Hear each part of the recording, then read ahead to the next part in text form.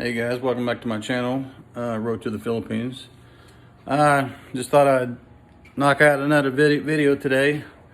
I was getting ready to head to the gym, so I thought, why not? I got nothing else better to do. You guys like my shirt? Super Bowl Champs LIV. That's when the Chiefs won the Super Bowl this year, Super Bowl 54. Beating the San Francisco 49ers. First time the Chiefs won a Super Bowl championship since 1970. Yeah, 50 years ago. But yeah, I thought I would make another video here real quick. This is yeah, I'm gonna go to the gym here in town and take you guys along. Today's video is one to talk about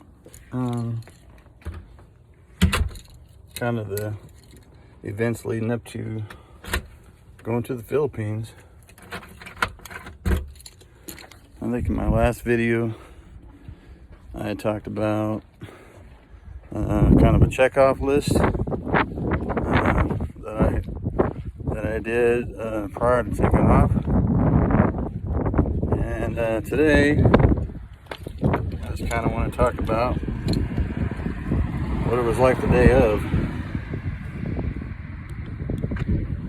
I'll open my car door here.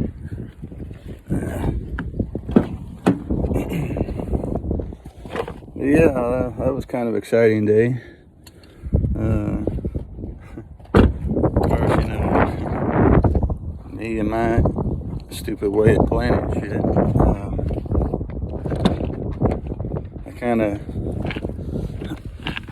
I kind of scheduled too many things to do that day. Oh man, just dropped my key. Oh, that's not good. Oh, jeez. What the heck? Oh boy. Hold on a second. My key fob fell in between the seats. Story of my life. I'm trying to get it out using my fingers. Jeez. Oh, come on. You know, I've done this before. Dropped my key fob down in between the seats. Ow, man.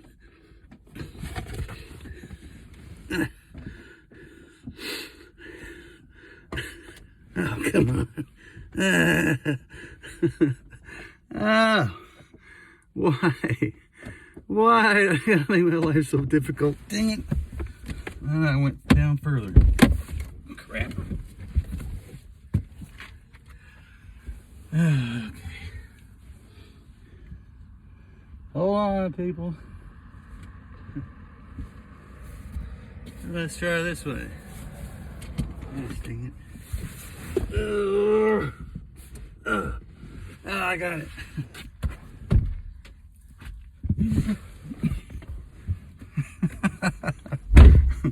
Story of my life. Oh boy, everything's got to be difficult. Whew. Well, that was a challenge. Damn. Well, anyway. Shit.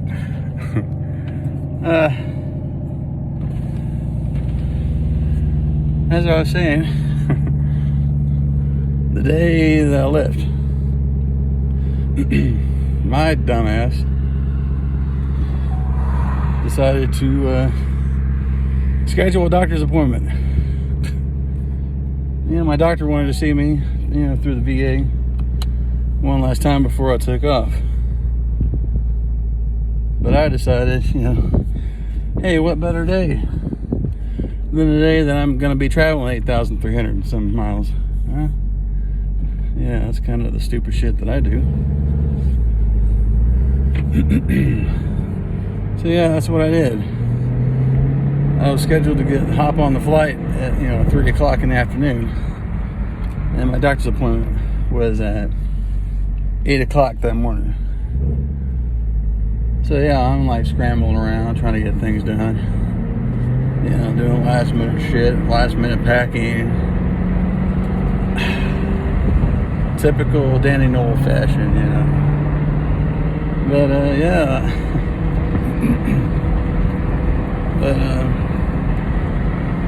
yeah, it's just how I do shit, you know. But eventually I got everything taken care of, and got everything packed up. First I went to my doctor's appointment, got everything taken care of. Dang, I better slow down. So,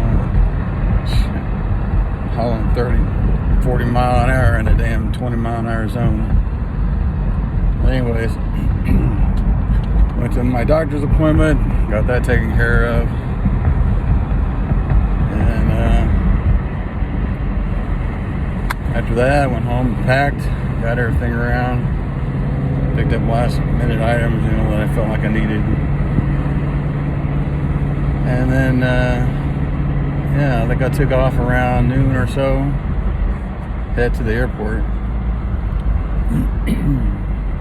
Well, as a lot of you know, they're doing,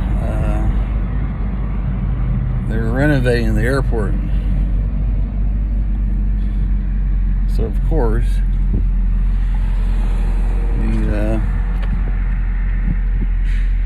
the airline that I needed was, of course, you know, I couldn't park my car in front of the airport terminal that I needed. Yeah. Just another one of those challenges, you know. So, you know, I've never done that before. You know, there was like 2 different terminals. And the one that I needed, of course, there was no parking available.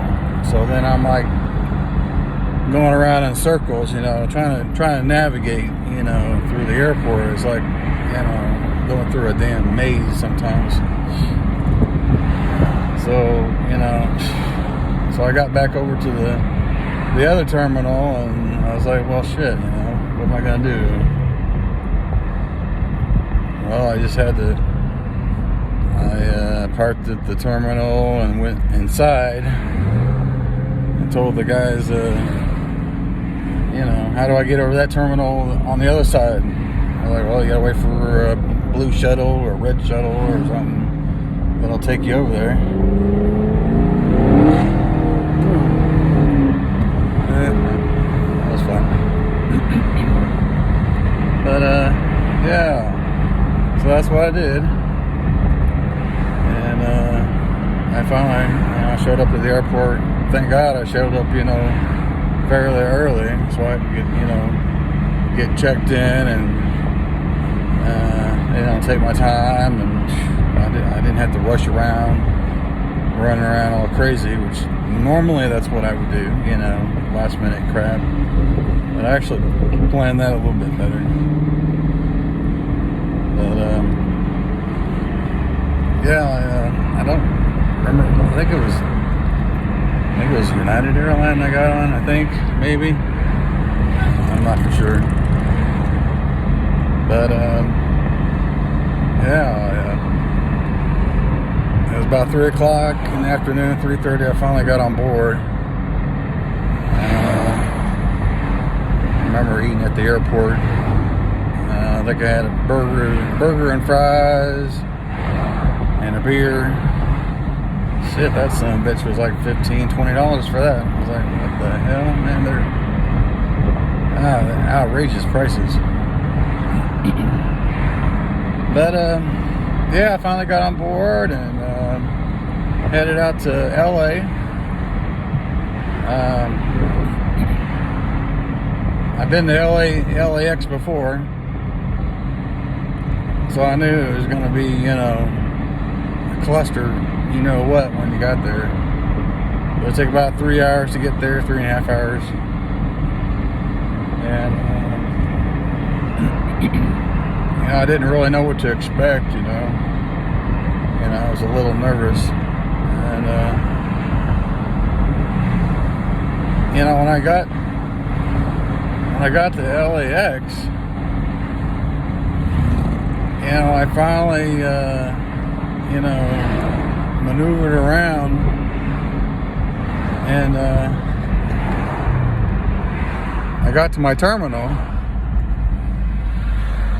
You know, normally when you get to your terminal, it will say, you know, it should have said, you know,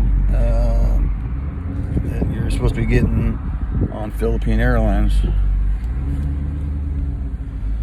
But when I got to, well, actually, before I got to the terminal, sorry about that. Damn, I can't maneuver this damn thing. It's hard to drive and do all this crap at the same time.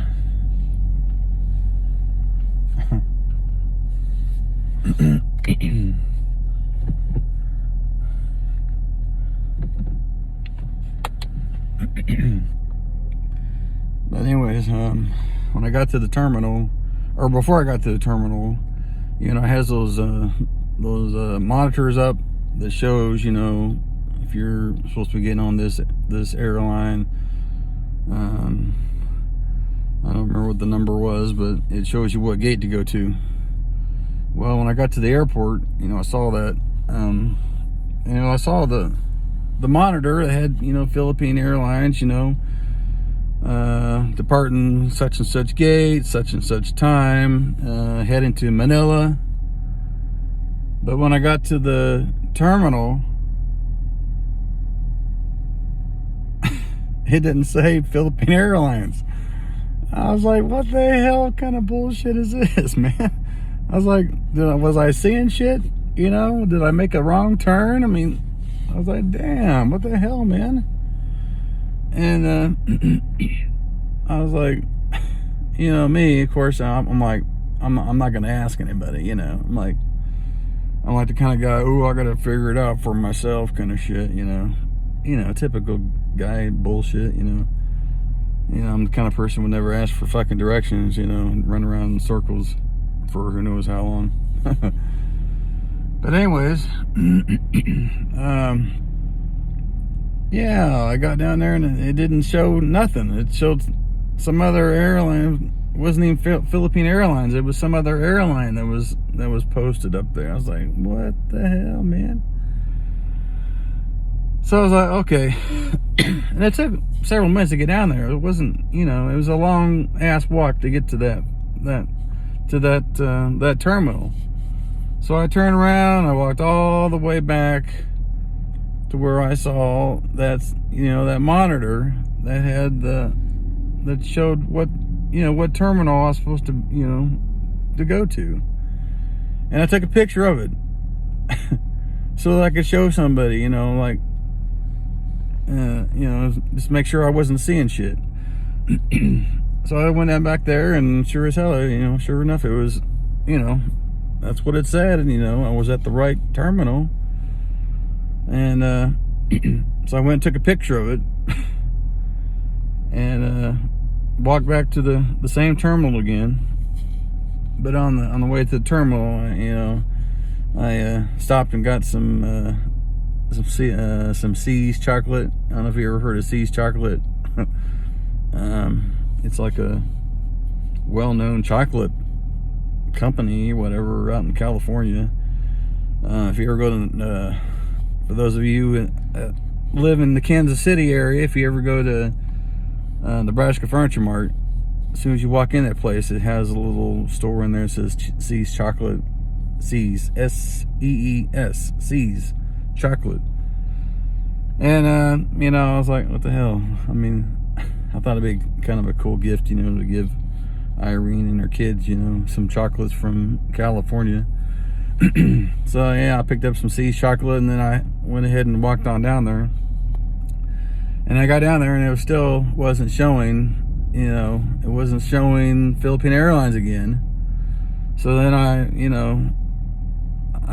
talked to one of the people at the, it was like, there was like a bar there. So I was like talking to the bartender. I was like, hey, you know, why does this thing not say Philippine Airlines? And they're like, yeah, it'll switch here in a little bit, you know. It just shows the current, you know, it's like a monitor, you know. It was like a TV monitor that would switch, you know. It would show Philippine Airlines later on. So that was a relief, you know. And then you know, I waited there for, you know, my delay was for several hours, you know. Like I said, I took off at 3 o'clock, probably got there around 6, 7 o'clock at night, California time. And then, yeah, I had to sit there and wait, you know, there at the airport waiting for the Philippine Airlines to come in. And yeah, I remember getting on, you know, finally it showed up. And you know, I mean, this is all new to me. I've never flown overseas. I've never flown internationally, so I mean, everything is new, you know. I never know what to expect, you know. I just kind of go with the flow, you know. But anyway, I got on board, and it was a huge plane. I mean, it was like, there was like, what was it, 1, 2, 3, 4, 5, 6, 7, 8, 9, 10 rows across, 10 rows of seats. And I flew economy, and man, they really fit you in there like sardines, boy, let me tell you. But yeah, that was amazing. That was amazing. That was a 14-hour flight from LA to Manila. Man, I've never been on a flight that long in my life, and that was brutal, man. You know, they had a TV monitor in front of you, and you know, plus you had some. I sat in the window seat, which, you know, next time, you know, I'm not gonna do that next time. I'm gonna sit in an aisle seat. You know, if you ever go on that long of a flight, I think it's better to sit on the aisle seat so you can get up, you know, whenever you want to, stretch your legs, go to the bathroom or whatever. I remember for 14 hours, you know, I only got up one time to use the bathroom. That was when we got close to Manila. So imagine going 14 hours and just getting up one time to use the bathroom. Because I didn't drink a lot of water before, you know, getting on there, because I didn't want to be climbing over people, you know, and bugging them, you know, to go to the bathroom. So yeah, that was crazy. You know, for 14 hours, you know, you had the TV monitor in front of you, you know, and you can select, you know, they had some really kick-ass movies, you know, that you could choose. But I think I watched maybe 3 movies during that time. 3 or 4 movies, I don't remember. And they were pretty much, you know, new releases. But but yeah, even watching, you know, three movies, you know, that cut about, you know, 6 hours every time, you know, out of 14 hours, man. You know, the rest of the time, you know, I tried to sleep, but I couldn't sleep. You know, if I did fall asleep, you know, I fall asleep for maybe, you know, a few minutes, and then I wake up. You know, I just couldn't sleep. You know, I can't sleep. Yeah, you're practically sitting straight up. You know, and I would try to, you know, put like a pillow on the window and try to sleep. You know, that was another thing too I thought was kind of weird about Philippine Airlines. You know, they wouldn't let you have your window shade up for whatever reason. You know, before they would take off, everybody had to lower the window shield blind thing. Like, you know, I really don't understand the reason behind that. I'm sure they had some reason, but I thought that was kind of weird. No other airline has ever, you know, asked me to do that. But one of the unique kind of things was, I don't know if it's, you know, a blessing or a curse, but you know, there was another screen, you know, that was kind of like up in the front of the plane, and you could bring it up on the monitor in front of you too, but it would show, you know, it would kind of cycle through different screens, and one of the screens it would show you where the plane was in relation to where you were in the sky. For example, if you know, when you're it would show the plane and how close it was, you know, to crossing over Hawaii, for example, and it'd show you how close the plane was, you know, when you got closer to Manila. Man, you know, 6-7 hours later, you know, you look up at that thing and that damn thing's only halfway through, man. And I'm like, oh my God, you know, it's just, after several hours, like, oh my God, this damn plane, it's only over Hawaii right now. Are you kidding me? But,